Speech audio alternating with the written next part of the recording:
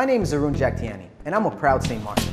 In a few short weeks, our country is going to be heading to the polls to elect 15 new members to Parliament. There's 126 candidates from 9 different political parties that are contesting this election, and I think the entire voting population can benefit from knowing a little bit more about who these candidates are. Over the next few days, I'm going to interview a few new faces and a few political veterans. So join me, St. Martin, and let's talk politics.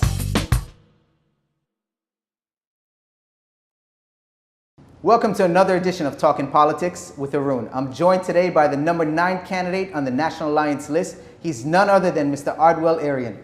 A pleasure to have you. How are you doing today, Ardwell? Good afternoon, Arun. Thanks for having me. I'm doing good. Excellent, excellent. So, Ardwell, earlier today I made a comment to a friend that I was going to be interviewing you, and she's somebody who kind of keeps her ear close to the political scene, so to speak. And she made a comment to me that, oh, Ardwell is one of the new candidates that all the parties wanted. Okay. Is there any truth to that? And if there is, why do you think that's the case? I think I won't say all the parties, the top 4 major parties, yes. Okay. I think they saw what I did in my own personal life, what I do through my foundations, what I did in Holland, and they saw a lot of potential in me. And you know, some people would believe that they only want me because of the millennials or the young target group, which is understandable, but they also understand that they're getting older. Let's say the parties that exist already, they are maturing and they need new blood. They need new leadership in the party also in the future. And I think they saw that in me. So why did you choose to get into politics? Why did I choose to get into politics? Even more important, I think, is the timing of getting into politics. I chose a specific time to get into politics. Okay. I think this is the right time to get in. So this is a calculated move. But it wasn't calculated in a sense of I planned it a year ago. Okay. I was actually asked, I think a week before Power Station Day. Okay. Or a week, no longer than a week for sure. Okay. And after being asked and after having having discussions with the 3 leaders, I told myself, I sat down and thought about it and said, you know, I think it's the right time. It's a perfect time, actually. So you were sought after by many of the political parties out there. Why did you choose to run with National Alliance? National Alliance was the party that was most receptive, I believe, and saw the vision that I had as a young professional. Okay. And I think I made the right decision also since my decision, I've seen how they have accepted me and they embrace me and they take my ideas fully. Okay. So I'm for sure, I'm happy with my decision. So for those voters out there who may not be familiar with you, what qualifies you to contest this election? Other than the fact that a lot of the political leaders think you can attract some millennial voters, what skill set or what qualifications do you bring to the table? First, I would say the voters, they already set the criteria. They did. That's why I said initially it's the right time. I could have ran 2 years ago in the first election. I didn't. The voters, the electorate of St. Martin, they're saying we want a change. Yes. We want to see new people in Parliament. We want to see people that can represent them, that they can be proud of. And because of the new criteria set, I think St. Martin is ready for me. Gotcha. So not that I was ready to run, I think St. Martin is all ready for me. Okay. So to familiarize some of the viewers, what is your current position? I'm the financial control at TIAT, Tourism, Economic Affairs, Traffic and Telecommunication. I am also known as the fitness guy, Mr. Team Don't Quit, or TDQ. Yes. Through my foundation, and I became very popular in the sense of in fitness through the Fitness on the Rock. Yes. We had our 2nd annual Fitness on the Rock. We had our first one actually here at Blue Mall. Yes. I remember that. I think that kick-started the whole Fitness on the Rock hype. Yes. And I'm also now I've always been into empowering and personal development, and I have another foundation in Venue Academy, which does this. All my friends know me as a person that, if you're my friend and I have never told you or tried to empower you and tell you, you have to read this book, you have to do this, you have to develop your skills, then we probably weren't friends. Okay, I never got a book from you, so we'll have to work on that, okay, between us, hopefully after this interview. But with your current position, I can only imagine you've seen a lot of behind-the-scenes stuff of what's happening with government and how we promote our island. What do you think are some of the things we're doing good, and in what areas do you think there's a lot to be desired? I've dealt with at least 4 ministers in the past, since I started to work. And when did you start this current post? In 2014, June. Okay. And 4 ministers already? Yeah. Wow. Wow. So I've seen the effects and the damage that instability in government does, for sure. Okay.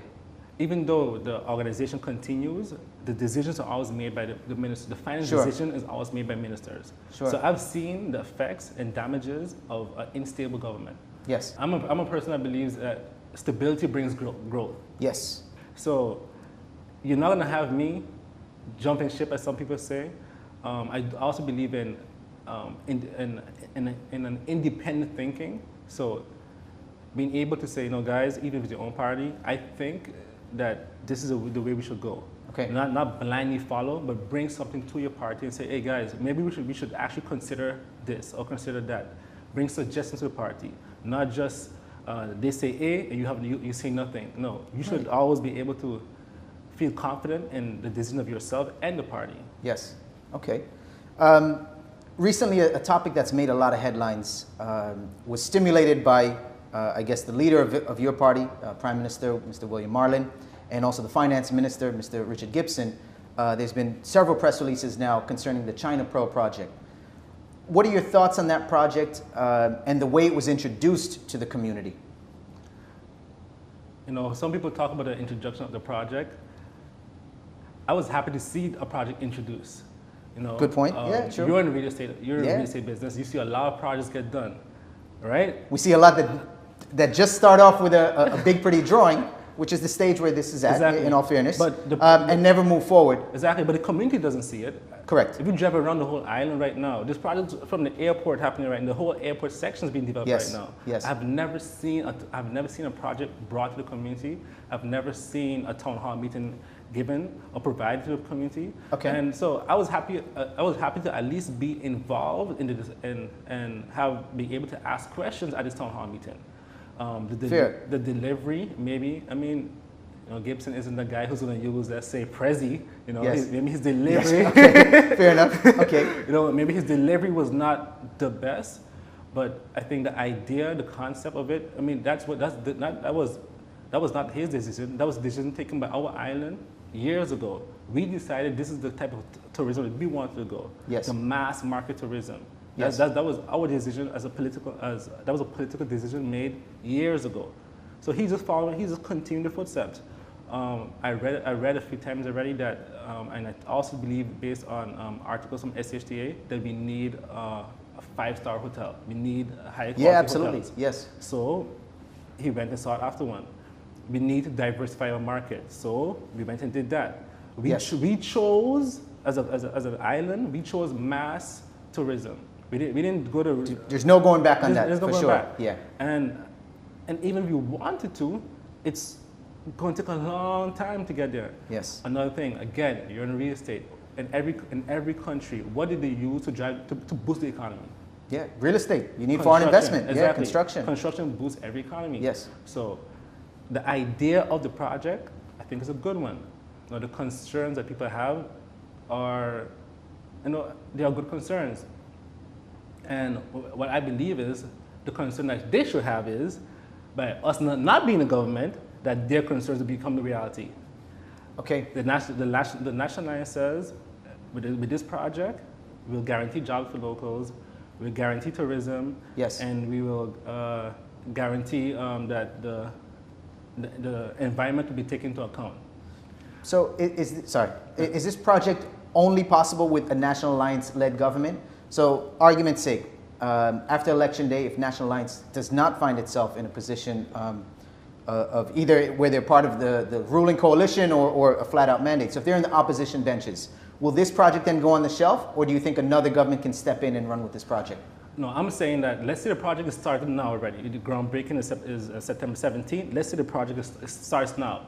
I'm saying that what we are guaranteeing you now, work for locals, more tourists, and environment, if we are in, the National Alliance could guarantee that. If another party is elected in office, then the guarantee doesn't stand anymore, because then that government is responsible to work, negotiate the details, and labor permits, The Vrumby permits is all done by government. Ardwell, it's a real pleasure sitting here and speaking to you. I love to see young people getting involved with the future of our country. That's so important. Being that you've been so close to what's happening with the Ministry of Tourism, we've heard a lot of talk about the importance of diversifying our economy and diversifying our tourism product. Yeah. What are some ideas you have in this direction, or some thoughts that come to mind when we speak diversification in St. Martin? I think the first thing we have to do is look at our current our current market. Are we getting the most bang for our buck? Are we getting the most bang for our buck? We invest now, we have a budget in the tourism in TIAT. Yes. And we divided them amongst the North American market, the South American market, the Caribbean. And I would say St. Martin needs to invest in its strengths and not its weaknesses anymore. Okay. It takes a long time sometimes to get your weaknesses up to par with your strengths. Sure. But we don't have that time anymore. Our market now is currently 70% North American market. We have 5 flights, I believe, now coming from Canada. Let's invest more in our strengths. In those. Continue to build on those. Exactly, and not invest too much or in our weaknesses, and where we don't see a return on investment. Sure. So perhaps South America or Europe might be too much of an uphill battle at this moment for us. Especially in terms of direct flights. Most people don't want to have layovers or 2 layovers. So let's focus more on our strengths and not our weaknesses. And what about our product offering? Do we need to diversify what we're offering, or is sea, sand, and sun enough? Well, based on the information, based on the last FCA conference, they said they gave the answers. They gave the answers to us. They said our tourists are not the tourists of 40 years ago. Our tourists do research now. Yes. They go online. They go online before they come to the country. So they want to see something different. They said, I believe the CEO said they don't want to sell. They don't want to see watches anymore. No, you can't sell sea, sand, and sun anymore. So we have to go back and sell culture. Okay. I would like to see us preserving old buildings, having cultural tours, and even though it's criticized a lot, the Rainforest Project, I kind of understand why they did it. Sure. I can see both sides of that scale. Definitely. I can see both sides. It's touchy for me because I would love to preserve it, but I understand the idea behind of that. Sure. I also believe we could go in the market of sport tourism. That's why I did Fitness on the Rock. It's proven. That's interesting, yeah. Well, there's a lot of like the Spartan event and the Tough Mudder. Those are events that I've spoken with others from your camp, let's say, where it would be nice to see St. Martin hosting an international competition on that scale, which would bring a lot of tourism. And my idea already is that we focus on sports tourism, but in the low season. Yes. Look, if you have an event for kids come with who? Their parents. Of course. If you have, and this Tough Mudder, the ticket alone, I traveled to other countries. I know several other guys from here that have traveled for this. We paid a ticket to play in mud for 5 hours in another country, and we paid a $150 ticket for that. Just to participate in that. Just to participate in that. And these events have gotten huge worldwide. And we have a beautiful island. People would love to come and do this here. Of course, we could set up obstacle courses on the beach. We have to start to diversify our market, and I think that's not being done now. We're so focused on one little project at a time instead of having a long-term plan, a long-term vision for the island. Thank you so much, Ardwell. I know we could go on and on. I would love to exchange some more ideas with you. I wish you the best of luck come September 26th.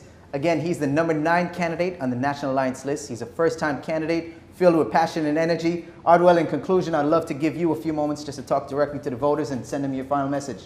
If you want proper representation in Parliament or government, if you want somebody that your kids could look up to, if you want somebody that could represent you abroad, someone that understands finance, that understands the economy, that understands the St. Martin's needs, innovative thinkers. If you believe that being innovative thinkers, then vote for me, Irion, National Alliance number 9.